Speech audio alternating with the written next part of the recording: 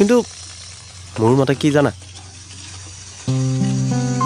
এজনে যেতিয়া আনজনৰ ভাল বেয়া দুখ সুখ সকলোবোৰ জানে, তেওঁৰ পটেনচিয়েলটো চিনি পায় আৰু সেই পটেনচিয়েলটো কমপ্লিটলি ইউজ কৰি তেখেতক তেওঁ হ'ব পৰা বেষ্ট ভাৰ্জনটো হ'বলৈ সহায় কৰে,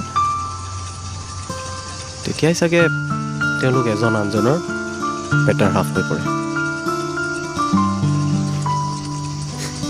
মানে দুইজনেই কমপ্লিট।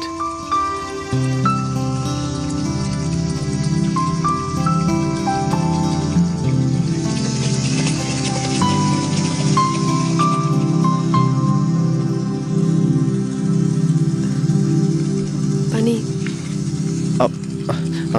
so sorry.